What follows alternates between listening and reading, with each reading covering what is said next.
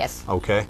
And you were just telling me how it was that the group came to be formed. Do you want to go into that? Well, Ida Zeik, the late Ida Zeik, was a fantastic principal and a wonderful woman. And she helped write the legislation that made Head Start. And when she decided that they couldn't handle it at the city, she asked me if we would take it over. Okay. Now, there's a lot of information that we got to fill in the blanks. Okay. What school was she a principal at? At Lincoln School. Okay. And when you say helped write that's federal legislation. Yes, the and she helped Head write Start the program. legislation for it. Under Lyndon Johnson. Yes.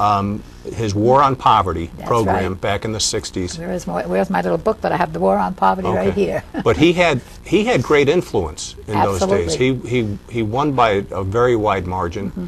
He was very familiar with the legislature because of having come up that way. He had all that, I guess, goodwill behind him because of the unfortunate circumstance with the previous President Kennedy. Yes. Yeah. And he used all of that. He wanted a great society. He surely did, and Okay. we were the beneficiary of it. Okay. So the Head Start, specifically, that's for young children? 3 to 5 years old. It's a federally funded program, and it's for 3 to 5-year-old children. But we are required by law, and we never have any problem with it, that at least 15% of the children must be special needs children. Okay. And we are fortunate here in Bayonne, once again. Dr. McGeehan, the superintendent of schools, and the BEOF, we have a program. We share these 15 children that are all the special needs children. Okay. And what they do is In what manner do you share them? well, they have 2 staff people from the Board of Ed that actually are in my Head Start building. Oh, okay. And what they do is they also work with the children, and then our staff works with the children, so the children get the best of both programs. Now, when you say your Head Start building, you have more than one location, don't you? Well, the main building, of course, is that old City Hall Annex, on 21 West 8th Street. 8th Street between Broadway and Avenue C. And Avenue C. And it's a grand old stone building. It certainly is. Okay. It's a gorgeous building.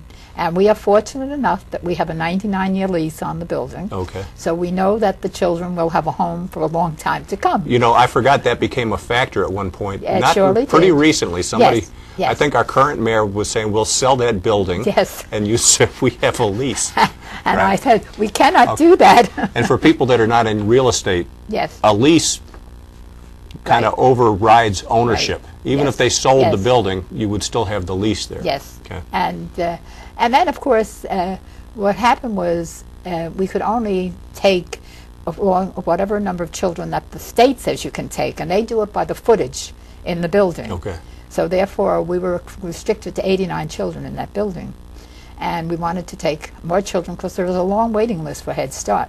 So what we did is we approached, who was then Mayor Rakowski, and I asked him for funding from the Community Development Block Grant money to open up another Head Start. And we bought the building on the boulevard next to my main office at 557 Kennedy Boulevard, and we opened another Head Start. Well, okay, now we're shooting ahead to the 90s, I guess. Yes. This was in the 90s So, when you did yes. that. And the building, the one that you are at on the boulevard, Right.